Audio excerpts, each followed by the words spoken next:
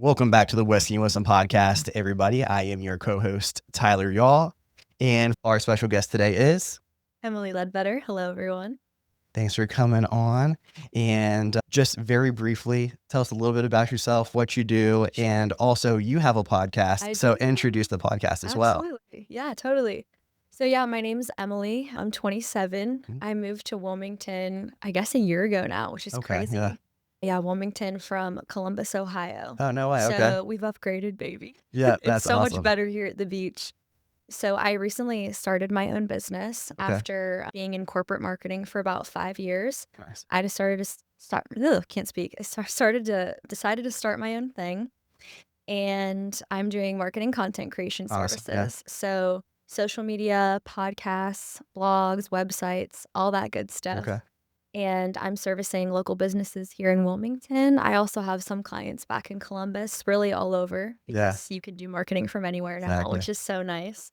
So yeah, I have my business, and then I also run a podcast. It's called Wrestling with Life, and it's targeted for young people in their 20s and 30s who, just like the title sounds, are really, really wrestling with life and struggling. We talk about all kinds of things from faith to body image to mental health struggles, just anything that a 20 or 30-year-old might be struggling with, we kind of cover it. And the goal is just to help people feel not alone in their struggles. That's awesome. So yeah, in a nutshell. Yeah, that's fantastic. Yeah. So to start back up, so I'm originally from up north too. So what brought you? I am from PA. Oh, cool. What part? Lancaster? I grew up in Pittsburgh. Oh, no way. Okay. Yeah. So what brought you down here from Columbus? So at the time, I was working a fully remote job, and I knew I didn't want to stay in Ohio forever. The weather's crappy, and there's a lot of cornfields, but that's pretty much it in Ohio. And I knew that if I was gonna move ever away, it needed to be now before I was settling down and starting a family. So my roommate who I came down with, her name's Kate. She got a job here as a veterinarian. Okay. Yeah, and I could go anywhere. So we decided to come together. Oh, sweet. That's awesome. You said that's about a year ago now? A year ago, yeah. So it seems like you enjoy it?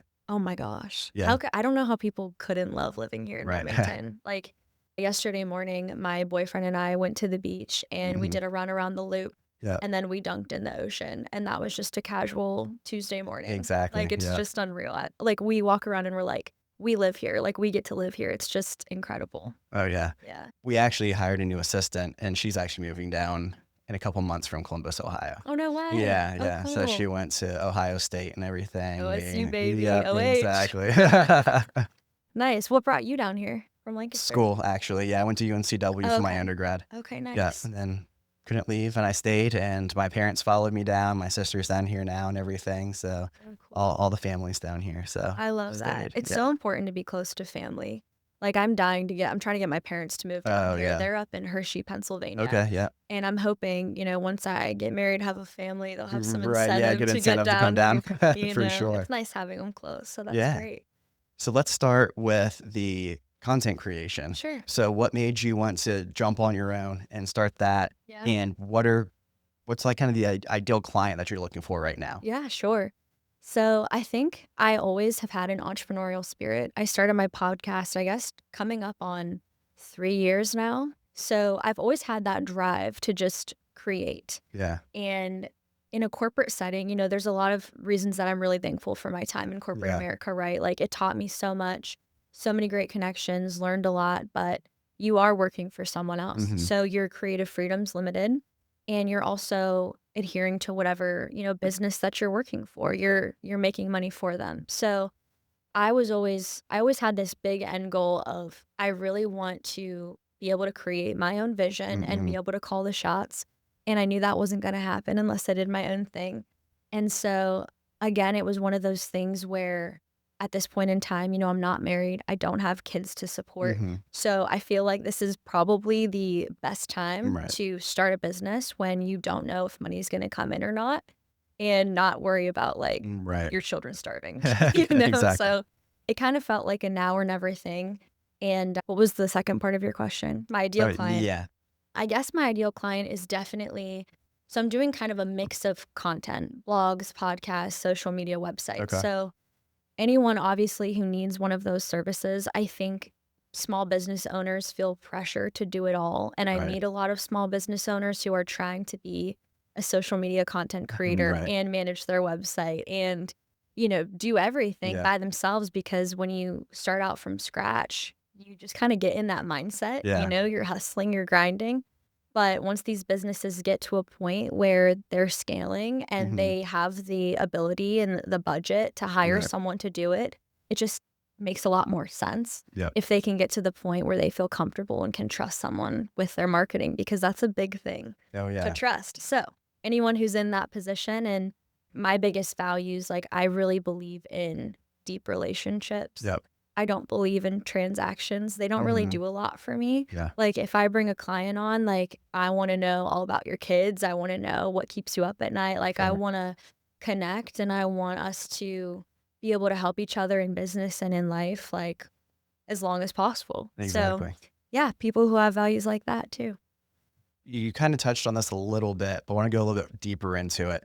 So what really made you want to kind of take the leap of faith into going out on your own? You kind of touched on like now or never type of Yeah. time and everything. But Yeah. what was like the real catalyst behind it that kind of really pushed you over the edge, I guess you could say? Yeah. Well, okay. So back in January, I got laid off from my corporate job. Okay. And this was actually the second time that I had Mm-hmm. ever been laid off. So back in 2020, I was like brand new in my career Yeah. and COVID hit. Yeah. And I had like just graduated. I was so excited. Mm-hmm. And yeah, COVID hit. I got laid off with like 60% of the workforce. Oh, wow. And, you know, that kind of showed me pretty quickly like you can't attach your worth, your fulfillment, your Yeah. identity to your career. But I guess God needed me to learn that lesson a second time, Right. because then, yeah, 2025 January, my company laid me off. And both times it was financially motivated. You know, it didn't have to do with my performance, but that kind of gave me the push, you know, like I'm in a position where I was kind of at a crossroads. Like I could go back to corporate America, Mm-hmm. or I could finally act on this dream that I've always had. Right. And I was kind of put in a position where like I had to make that choice, Yeah. you know, and I didn't know the next time I would be in that position. Yeah. Good point. So I've always wondered this too, because I've lived down here for about 15 years Uh-huh. now. So this is very much home to me. I don't foresee myself moving anywhere else. And I hear stories from other cities that are very much different than Yeah. it is here. Yeah. So do you feel like it was easier to kind of create a community and start a business here than it would have in Columbus? Or do you think like it wouldn't have Ooh, made much of a difference one way that's or a really another? good question. Honestly, I've never thought about that. But now that you bring it up, like when you come to a new city, there's definitely a level of anonymity. Is that the right word? Yeah. Anonymousness. Like you're not known yet. So Right. you kind of can hit the reset button and refresh. And I felt that in many ways when I got Mm-hmm. down here. I think like kind of where I was at in my life when I moved. I had been running my podcast for several Mm-hmm. years. I had, you know, I'd been in Columbus for 5 years before I moved here, and I had built such a community and like a Right. sense of self there. And that really got disrupted when I moved because you Mm-hmm. don't know a soul. Right. You know, I was working remotely as well. So like it was Sure. kind You of weren't. on me to create any sort of community. Right. So yeah, I mean, that's a really, really good point. Yeah, I think that probably gave me the balls, for lack of a better word, to Right. do it That's awesome. for sure. So with where you're at right now, what's the next, I guess, either goal or area that you're looking to move into or to excel in? So I'm sure you can relate to this being in business and having a podcast, but like the sense of urgency in Oh, our yeah. culture is like go, go, go, fast, fast, fast. Yeah. Is that how you operate? Yeah, it's weird too, because from coming up north, I had a business before I moved down here too when I was in high school, college. And when I came down, I sold most of it up there, came down here to basically relaunch it. Mm-hmm. And when I came down here, as opposed to PA, like you call someone, you get a call back like instantly. Yeah, Like yeah, you're transacting really, really fast up there. yeah, When I came down here, it was much slower. And I was like, this is kind of weird. And so like learning the culture down here and going to college at the same time, I'm like, yeah, I'm gonna put this on the back burner and we'll figure this out later. yeah. Because it That's was so like almost like a true. culture shock. Yeah, that's so true. I can definitely attest to that. Yeah. I have been the same way. Maybe it's a northern thing. Right. Maybe it truly is. I don't know. But I also think it's like a cultural thing, just America in Hmm. general. And I have operated at that speed my entire life. Yeah. I've always been climbing, chasing, hustling, grinding. And for a while, I took a lot of pride in like the growth mindset that I had, and I Right. still do, But in this time of like starting my own business, the first 2 months of my business were absolute crickets. Oh, Like, yeah. no clients, no money. And in that time, I really feel like the Lord taught me how to fully surrender Mhm. everything to Him and to trust Him, and also to slow down Yeah. in that time because I had nothing to do in that time. Right. Like, I was doing everything that I could to put myself in a position of success, like networking, laying the Mhm. foundations of my business, all that, but I'm no longer working a 40-hour work week. Right. So the biggest goal that I have now is to continue what God taught me in that time. Now that Mhm. the money is coming in, the clients are coming in, I don't want to lose the values that He grew in me and shaped Right. in me in that time. And there's so much beauty in slowness. Like, Mhm. even just mindful little things throughout my day, like as I'm in traffic, appreciating the red light that I'm Right. at and being like, this is keeping me from being somewhere. And who Mhm. knows what could happen if I got to that Right. place. You know what I mean? Or like this beautiful place that we're living in, stopping and admiring everywhere that I go, sitting in gratitude in the morning and Right. thanking the Lord for what He's already provided me. Mhm. None of those things come natural to me whatsoever. Right. Same. But the more that I do it, the more inner peace that I'm feeling Mhm. and the more connected to God that I'm feeling. And then not only that, but like things in my business are lining up. Things in my relationships are lining up. Like I feel that I'm living more in alignment with the life that God has been calling me to Mhm. because I'm doing it His way, not my way. Does that make Exactly. No, sense? yeah, it makes a lot of sense actually. That's something that I've been like really focusing on myself and Really? actually, yeah. And it's just living in the stillness. It's like Yeah. sometimes you're in a like chapter of your life where it's just very still. And actually they brought up at the church I went to about like Joseph, how he was locked into prison for 13 years. Yeah. And during that time, there's kind of like a dichotomy to stillness, right? So on one end, you have to sit there in it, you have to appreciate it and not try to hurry out. And on the other end of it, you still need to prepare. Yeah. You can't just like sit on the beach all day just waiting for something to Right. happen. You Exactly. have to be doing something to prepare There's a yourself. balance. And so just trying to finding that dichotomy of what stillness is and how to prepare for stillness for that opportunity to That's a come. great point.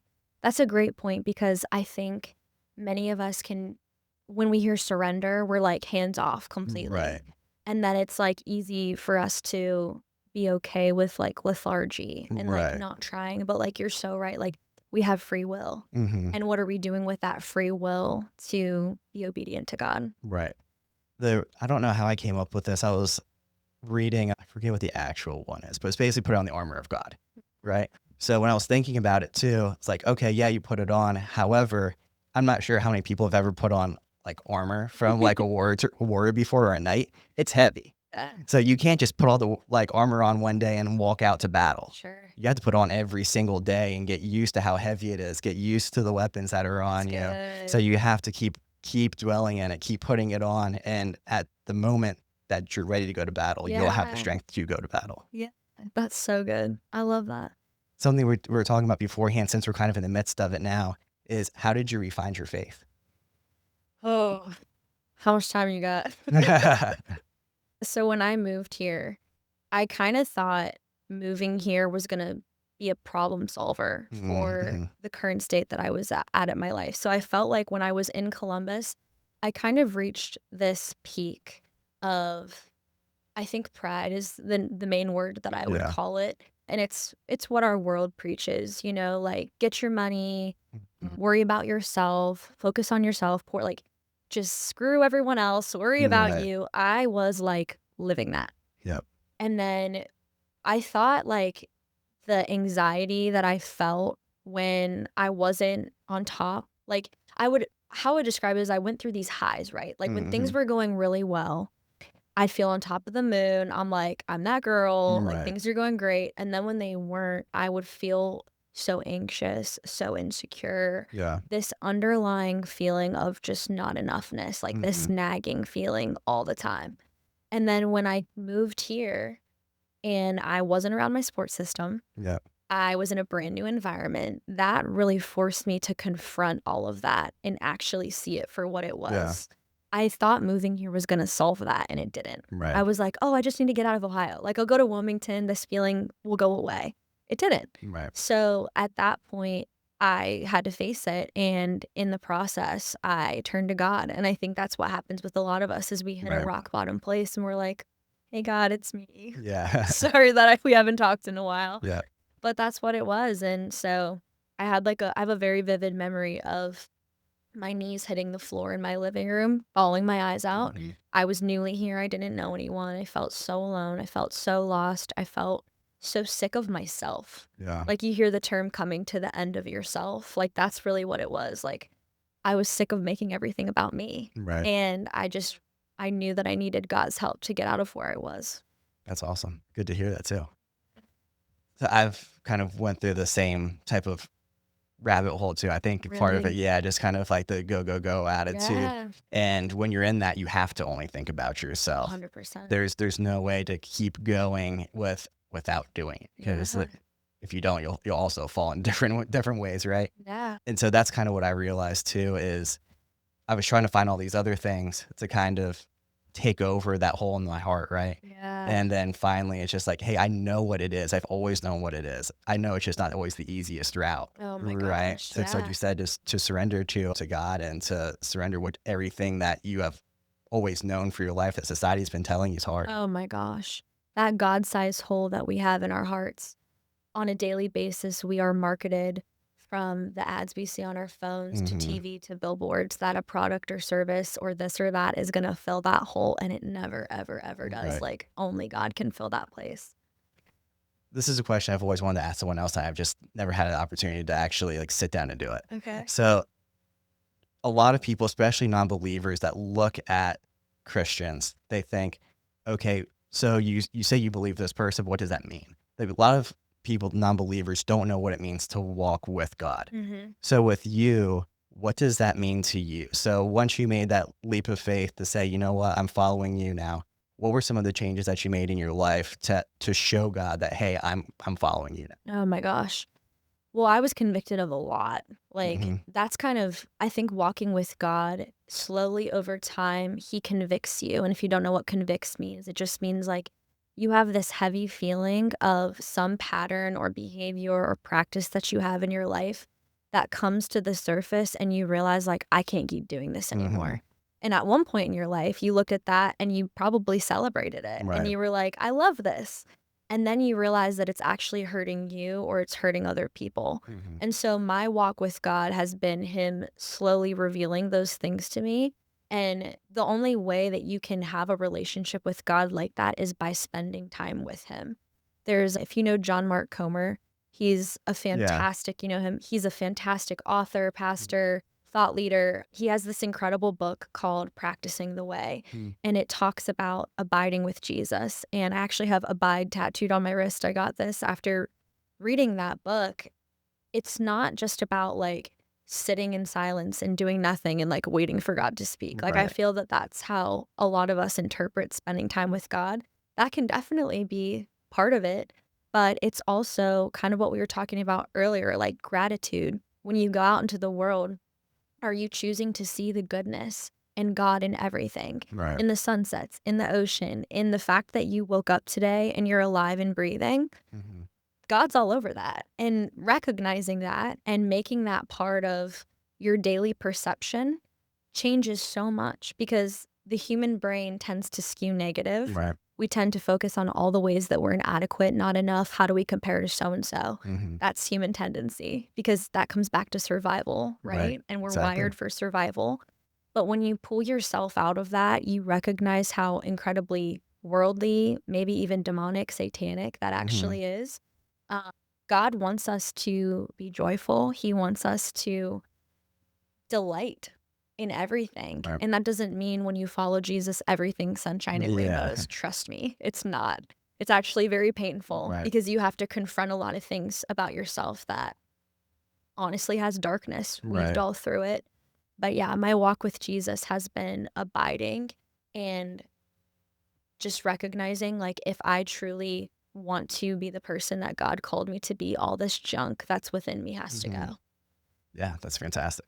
So with weaving that into business, because business is very much one of those things, especially in culture, Oh that my gosh. you're doing it for yourself to make the money, right? You want to scale, you want to succeed, you want to grow. Yeah. How do you weave in your faith with your business? Ooh, that question.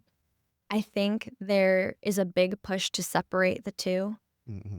As I've started my business, have intentionally combined the two. Yeah. In my conversations with clients that I have, like I said, relationship is so important to Hmm. me. And I think there's a time and a place to start talking about Jesus. And I never think that you should be shaming or pushing people into Right. what you believe. But I think when you develop relationships with people, there's so many natural opportunities Hmm. for that to come up. And me even just testifying like in this way to how Right. God's worked in my life, that's weaving my faith into my business, you know? So if you believe in God, why would you close your mouth when it comes to business? Like, why wouldn't Right. that be part of it? And I think there's people who are afraid that that's going to push potential business away. I say, let it. I Right. say, let it. Like, to me, that is almost, I don't want to say vetting. I don't think that's the right word Yeah. because I have a lot of love for non believers. And there was a time in my life when I did not love Jesus. Right. And I didn't want any part of it. I was really angry at God and mad at Christianity. But I think at this point in my life, like I want to be aligned with and I want to serve and help and equip people who are going to also amplify the good news. Yeah, I love that. That's kind of something that I started doing over the last year as well. So I've always been kind of what you said, like keep these things separated. It was Really? like, yeah, it was very much like church and state type of Yeah, thing, exactly the right? word. Because that's Yeah. what you're always Yeah, hearing. yeah. And I've had a lot of my clients that would talk to me and they would bring it up in different ways, and I would just be like, yeah, okay, Avoid. yeah, not during business time. And what I've noticed is when I do start to lean into that is where real relationships start to bloom. Amen. And like there's been times where I have clients that call and they're like, "Oh, just keep us in your prayers." Instead of the typical like, "Oh yeah, I'll pray for you tonight." I'll just say, "Can I pray with you now?" Oh, I love that. And it's just something that really creates that connection there because like, "Oh, you're actually going to do this for me. We're going to do it together. We're going to like have go through this struggle together." Oh, that's so good. And as like a financial advisor, you want people to know that you're in their corner and that you're Absolutely. willing to walk with them. So I think that's something that's helped me a lot to strengthen my own faith Yeah. because it takes a lot for even a believer to be like, let's pray right now. Oh my gosh. Yeah. And it took me years to get to that point. Did God convict you of that to make that change, or was that just something slowly over time that I don't know, maybe you felt like, "I wanna pray for this person, but I feel like I can't," and then you just, like, had a bold move where you did it? Like, what did that look like? No, I definitely think it was a conviction because every time someone would say something or I'll be like, oh, I'll pray for you, it there was always something in me that was Mhm. saying, it's like, why don't you just do it now? What are you Oh, waiting yeah, for? yeah. You know you're going to forget about it tonight. And then finally, it was just so loud and like rumbled so hard that one day. And I was like, you know what? Like, what do I have to lose? They clearly asked for it. Like, this isn't a door that's been opened. Yeah. Well, I think part of it is, like, at first, it feels awkward to Right. pray out loud, but it's kind of like a muscle, like, the more that Hmm. you do it, the less weird it feels. Yeah, Is that your exactly. experience? That's Yeah. exactly how it is. Yeah. And just in general, too. So, one of the things that I've done almost every single year, minus this year so far, is 75 hard. Oh, that's not I've always Yeah. wanted to do that, never have. Definitely, it's definitely worthwhile, especially for like mental toughness. Yeah, I bet. And I'm always really good at challenges. I stick to them very well. Mhm. And when I was really starting to get that conviction, I was like, you know what? There's something that I could probably create a challenge for myself to walk in God's image as close as possible. That reminds me of Him in everything that I do. So I called it the Kingdom Challenge. But it's just, I think it's like 7 different things I do every single day just to remind myself in everything that I do. And during that is kind of where I got that muscle, I guess you could say, Yeah. to make that leap. Oh, that's awesome. Yeah. What are some of the things that you do every day? So starting out is just this is the way I do it anyway, is I'll wake up, walk outside with no music, no podcasts, and I'll walk for at least 30 minutes just in God's creation. So Oh, that's so good. just to remind myself like what's out there, everything. And Amen. I kind of follow the 75 hard thing, like even if it's raining, like I go outside too. Yeah. Oh, that's great. And I was actually reminded listening to it's called the Bible Recap. But basically what she was saying in that is people think of rain as like doom and gloom, but many times in the Bible, rain was actually one of the ways that God blessed people. So just being out there in that too is just knowing that during the time when the Bible was written, when everyone was out in the desert, everyone wanted that rain. It didn't happen much. Yeah. So to be able to walk in a blessing in that way. So starting that, and then just doing other things with sharpening my mind. So doing something that I feel like God has created me to do, and then doing that in the image of God, and then working out. But with every rep, just being, I'm creating this as my temple to like build my temple for him. So just everything that I do, like giving it right back. Oh my gosh, that's so good. Yeah. I love what you said about rain, and it just makes me think of how we can find the beauty in anything, but really, it's all perspective. Right. Like, it's up to us how we choose to perceive things, and that can be Exactly. said for, I think, pretty much everything in life. One of Chris's questions, since he's not here, is what is the way that you define success? Oh, that's good. I love this question. If you asked me this question a few years ago, it would have been a job title, the amount of money I was making, the apartment that I lived in, the friends that I had, like how good was my life by the numbers. Right. Today, I define success as peace and love. And I don't measure my worth anymore by those things. I measure it by how loving am I being? Right. How slow am I being? How intentional am I being? And giving myself a lot of grace when I'm really bad at all of those Oh things. yeah. And choosing not to walk in shame. That's really good. Yeah. We haven't had the answer like that before, so I really like it. Really? Yeah, yeah. So What's anytime. your answer? I want to know. Oh, that's a good question. Sometimes I don't think about the answer, so I'm done by my own questions. So actually, I really started thinking about it more when I got your email for your podcast. Oh, really? Yeah. So thinking about my values, which I already had like in my brain anyway, but knowing that I'm working towards those values or making some type of progress within those, I think is success. So I had to walk away very much similar to what you said from like the numbers of like, okay, I made this much this month. And I know as a business owner, you can relate to, I've always been in commission or own my own business. So it's like, you might have a really good month, you might have a really bad month. And my emotion was tied to that. And it was not good. I relate to it. So being able to go back to like, hey, what are the values that I want to instill in myself and my kids? What does that look like? How do I attack that every day? And if I do, then that's where I get my success from. Oh, that's so good. It's so hard not to tie it to numbers. I know, yeah. It's so, because I mean, as a business owner, and especially like, I mean, in financial planning, in marketing, you have to look at the numbers. Exactly, Like, yeah. for me, I don't create content for anyone without looking at the numbers. Right. Like, you're looking at data, you're making data-informed decisions, and there are times where you can't lie. You're like, oh, that piece of content sucked. Right. Like, it did bad, and it's based off of numbers. And I think social media has only inflated that for all of us because you're seeing the number of likes, comments, shares, views, whatever, constantly. Yeah. So it's so incredibly hard in our world not to tie it to that. And I don't think we should fully ignore them, especially in our business. Right. But absolutely what you said, you cannot tie your emotions to them because you will be on a roller coaster. Exactly. I think where a lot of that comes from too, especially with my oldest son going into kindergarten. Now they're starting to do testing and stuff already to see like, hey, are you ready for this or not? And then it kind of made me go back to my school days where everything is basically boiled down to a number. Like, what grade did you get on that test? Like, how well did you do on the ACT or the SAT? And I think people just take that through their lives. It's like you live and die by whatever number is next to your name. And I think it should be. But again, to your point, it is good to track yourself.